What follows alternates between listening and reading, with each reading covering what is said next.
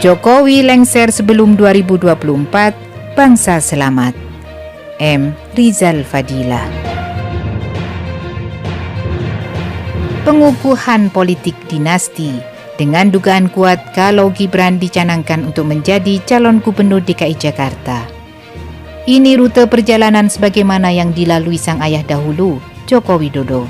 Kenyataan ini telah mengakibatkan pemaksaan dengan tekanan sana-sini kepada partai politik agar pilkada serentak dilaksanakan tahun 2024. Mayoritas partai politik juga diperkirakan sudah terbeli secara politik untuk menyetujui penggagalan revisi Undang-Undang Pemilu. Padahal semula hampir semua partai politik di DPR sepakat untuk merevisi Undang-Undang tentang pemilihan kepala daerah atau pilkada. Hanya PDIP yang memberikan catatan semacam penolakan. Namun belakangan setelah operasi Jokowi, partai politik koalisi penguasa balik badan. Yang paling ditakuti Gibran dan juga kandidat lain untuk Pilgub DKI adalah Anies Baswedan. Karenanya mutlak harus tidak ikut sebagai kontestan.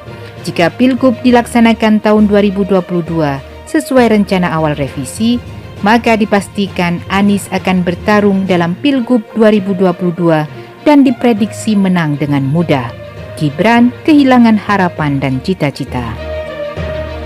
Dengan upaya Jokowi untuk mengatur pelaksanaan Pilgub pada tahun 2024, dipastikan Anies hanya akan bertarung untuk Pilpres saja.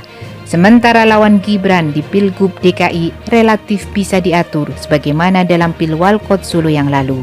Gibran dirancang sebagai gubernur DKI dan bersiap-siap untuk maju sebagai Pilpres pada 2029 nanti. Skenario kepentingan politik dinasti ini memungkinkan pemilu 2024 akan berujung kacau atas beberapa alasan. Pertama, tingkat kesulitan akan jauh lebih berat dibanding pemilu 2019. Pada gabungan Pilpres dengan Pileg saja korban tewas mencapai 849 orang. Lalu apa yang terjadi dengan gabungan Pilpres, Pileg dan Pilkada? Korban akan semakin besar. Berapa banyak lagi anak bangsa yang menjadi petugas KPPS yang mau dikorbankan untuk merealisasikan ambisi politik dinasti? Kedua, motif untuk menggolkan Gibran Rakabuming bin Joko Widodo menjadi gubernur DKI Jakarta akan menghadapi perlawanan publik yang keras, jauh lebih berat dibandingkan dengan rekayasa sukses Pilwalkot Solo kemarin. Gibran bukan tokoh politik yang alami, sebaliknya Gibran dikarbitkan untuk menjadi gubernur Jakarta. Hati-hati, ini Jakarta. Ketiga, Pilpres dengan presidensial threshold 20% menyebabkan polarisasi bakalan tajam kembali. Pilgub DKI dan pilkada lain pasti juga sangat seru. Gabungannya bisa saja berdarah-darah. Diprediksi bakal menjadi pemilu yang paling brutal dalam sejarah sejak Indonesia merdeka. Sementara Jokowi sebagai pengendali dalam posisi yang tidak ajak akibat babak belur bertahan sampai 2024.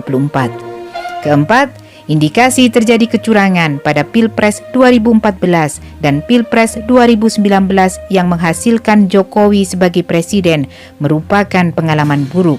Pada Pilpres, Pileg dan Pilkada 2024 di bawah kendali kepemimpinan Jokowi, maka sukses curang diperkirakan dapat terulang kembali. Reaksi atas perulangan kecurangan diprediksi lebih gigih dan kuat. Pemilu 2024 yang didasarkan pada niat buruk akan menjadi pemilu yang bukan saja paling kacau, tetapi juga paling brutal dan paling curang dalam sejarah. Bukan demokrasi yang ditampilkan kepada rakyat, tetapi mobokrasi. Para gerombolan yang bertarung dan saling memangsa satu sama lain. Akibatnya kekacauan situasi politik nasional tidak bisa dihindarkan. Semua kondisi buruk pemilu 2024 dapat terelakkan jika pemerintahan Jokowi lengser sebelum tahun 2024. Jokowi mengundurkan diri atau dimakzulkan secara konstitusional.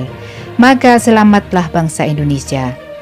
Ayo selamatkan bangsa dan negara dari kemungkinan keterpurukan akibat kuatnya syahwat ambisi politik dinasti.